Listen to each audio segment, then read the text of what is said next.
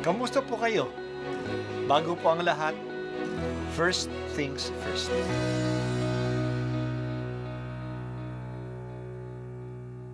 Good morning po. Sinisimulan po natin ngayon ang first things first. At dito po, tinatalakay natin sa unang bahagi ng umaga natin ay ang first readings na binabasa po sa banal na misa. Ito pong tinatalakay natin kasi madalas po kasi marami na tayong alam tungkol sa gospel readings. Pero konti po ang nagsasalita sa first readings. Pero ang first readings, bahagi din po yan ng Biblia, ng banal na kasulatan. Kaya susubaybayan po natin ang mga first readings, basahin po natin at kuminsan kailangan ng basahin ng 2 o 3 beses bago maintindihan kasi hindi po tayo familiar sa mga istorya at sa mga kaisipan na tinatalakay dito. Ang simula ng sulat ni Apostol San Pablo sa mga taga-Kolosas. Mula kay Pablo, apostol ni Kristo Jesus ayon sa kalooban ng Diyos, at mula rin sa kapatid nating si Timoteo. Sa mga taga-Kolosas na hinirang ng Diyos at sa mga tapat na kapatid kay Kristo. Sumainyo nawa ang pagpapala at kapayapaan mula sa Diyos na ating Ama. Lagi kaming nagpapasalamat sa Diyos na Ama ng ating Panginoong Hesukristo tuwing ipinananalangin namin kayo, sapagkat nabalitaan namin ang tungkol sa inyong pananampalataya kay Kristo Jesus at ang pag-ibig ninyo sa lahat ng hinirang ng Diyos dahil sa pag-asang ang mga inihanda para sa inyo roon sa langit. Nalaman ninyo ang tungkol sa inaasahan ninyong ito nang ang salita ng katotohanan, ang mabuting balita ay ipangaral sa inyo. Ito'y lumaganap sa buong sanlibutan at nagdadala ng pagpapala tulad ng nangyari sa inyo mula nang marinig ninyo at maunawaan ang katotohanan tungkol sa kagandahang loob ng Diyos. Natutuhan ninyo ito kay Epafras, tapat na lingkod ni Kristo, mahal na kamanggagawa namin at kinatawan sa inyo. Sa kanya namin nalaman ang tungkol sa pag-ibig na ipinagkaloob sa inyo ng Espiritu. Ang salita ng Diyos. Salamat sa Diyos. Sinisimulan nating basahin ngayon ang sulat sa mga taga-Kolosas. Maraming mga Bible scholars ang naniniwala na ang liham na ito ay hindi talaga sinulat ni Pablo.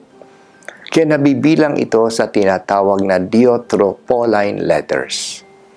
Sabi nila na maaring ito ay sinulat ng isa sa mga alagad ni Pablo. Nasasabi nila ito dahil sa iba ang style ng liham na ito sa mga liham na totoong nanggaling kay Pablo. Ganun din ang theology at katuruan dito. Kakaiba sa mga authentic letters, lalo na ang katuruan tungkol sa simbahan.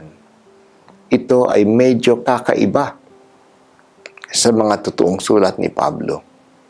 Sa pagbabasa ng liham na ito, makikita natin na hindi si Pablo mismo ang naunang magpahayag ng magandang balita sa mga taga-Kolosas.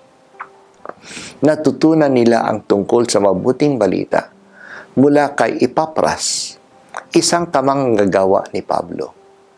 Inamin ni Pablo na nabalitaan lang niya, maaring kay Epafras mismo o sa isa sa mga leaders, ang tungkol sa pananampalataya ng mga taga-Kolosas. Gusto niyang i-affirm at palakasin ang pananampalataya nila. Kaya isinulat ang liham na ito. Kahit na ang sulat na ito ay galing direkta kay Pablo o hindi, tinatanggap ng lahat na ito ay salita ng Diyos. Inspired by the Holy Spirit ang mga nakasulat dito. Kaya pinananiwalaan natin ito. Narinig po natin ang sinulat ni Pablo. Nabalitaan namin ang tungkol sa inyong pananampalataya kay Kristo Jesus at ang pag-ibig ninyo sa lahat ng hinirang ng Diyos. Dahil sa pag-asang kakamtan ninyo ang inihanda para sa inyo doon sa langit. Ito po ang isang summary ng katangian ng pagkakristyano natin.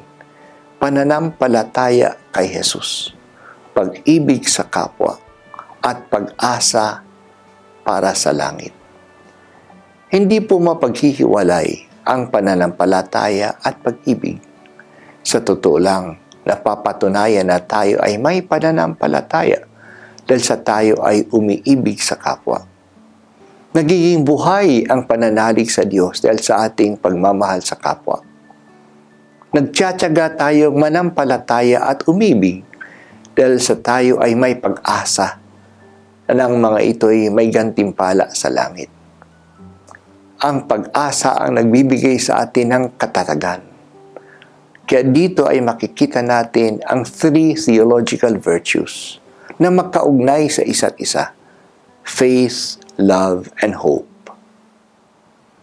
Tingnan po natin kung mayroon at malakas ang 3 virtues na ito sa ating buhay. Matatag ba at buo ang ating pananampalataya kay Hesukristo? Hindi lang sapat na manampalataya sa Diyos. Pati ang mga Muslim at ang mga Hudyo ay nananampalataya sa Diyos. Tayo ay Kristiyano kasi nananampalataya tayo kay Hesukristo, ang Diyos na naging tao. Nakikilala natin ang Diyos Ama dahil kay Jesus. Siya ang tanging daan patungo sa Ama. May pagmamahal tayo sa kapwa. Sinabi sa atin ni San Juan sa kanyang liham na hindi natin maaring mahalin ang Diyos na hindi natin nakikita kung hindi natin minamahal ang kapwa natin na ating nakikita. Ang ating kapwa ay paraan ng ating paglapit sa Diyos. Anong ginagawa natin sa kapwa? Lalo na sa pinakaaba, ay ginagawa natin kay Jesus. May pag-asa ba tayong makamta natin ang langit? Hindi lang tayo makalupa. Dumadaan lamang tayo sa lupa. Tayo ay makalangit. Sana hindi mawala ang ating pananaw at paghahangad ng langit. May pagpapatuloy natin ang ating struggle sa lupa dahil sa langit na nag-aantay sa atin. Hindi ba natin mai-imagine ang kagandahan at kabutihan ng langit na nag-aantay sa atin? Kaunting langit lang, sulit ang lahat ng paghihirap natin dito sa lupa. O Panginoong Diyos, patatagin mo ang aming pananampalataya kay Jesus. Pag-alabin ang aming pag-ibig sa kapwa at pasiglahin ang aming pag-asa sa iyong tahanan sa langit. At ako po ay si Bishop Broderick Pabilio dito sa First Things First.